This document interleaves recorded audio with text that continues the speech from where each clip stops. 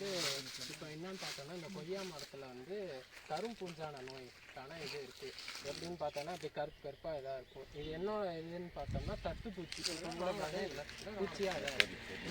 அது என்ன பண்ணோம்னா சாறு இப்படி உரியும் போது இலை ஃபுல்லாக கருப்பு கருப்பாக இதாகிடும். இதனால் என்ன ஆகும்னா சூரிய ஒளியை சரியாக வாங்கிக்காமல் அதால் மரத்தோட காய்க்கும் தன்மையே குறைஞ்சி போயிடும். இப்போ இதை தடுக்கிறதுக்காக ஒரு இயற்கை முறையில் என்ன பண்ணுறாங்க அப்படின்னா மைதா மாவு கரைசல் அப்படின்றது இப்படி இது பண்ணுறாங்க. இதை வந்து எப்படி ரெடி பண்ணலாம் அப்படின்னு பார்த்தோம்னா 1 கிலோ மைதா இப்போ நம்ம சின்ன இதுக்கு பண்ணியிருக்கோம்.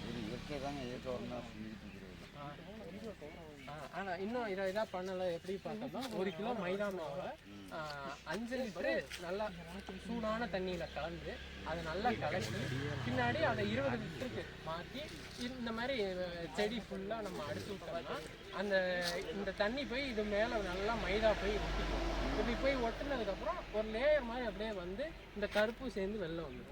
இப்போ மரத்துக்கும் இந்த நம்ம கரும்பூஞ்சான நோயிலேருந்தும் வெளில வந்துடலாம். காய்க்கும் அடிக்கலாம். அது அப்படியே மேலே லேயராக வெளில வந்துடும். அதனால நமக்கு காய் காய்க்கிறதுக்கும் மைதாவும் சுடுதண்ணி 5 லிட்டர் கலந்து ஆமாம் அதை நல்லா கலக்கி, ஏன்னா மைதா கீழே போய் படிஞ்சிடும். அப்போ வெறும் தண்ணி நீங்கள் அடிக்கும்போது வெறும் தண்ணி தான் வரும். அப்போ நல்லா கலக்கி அடிக்கும்போது ஒரு லேயர் மாதிரி அப்படியே நல்லா வந்துடும். அதுக்கப்புறம் நம்ம மரம் நல்லா வெயிலில் காய் உறிஞ்சு உளுந்துருங்க உறிஞ்சு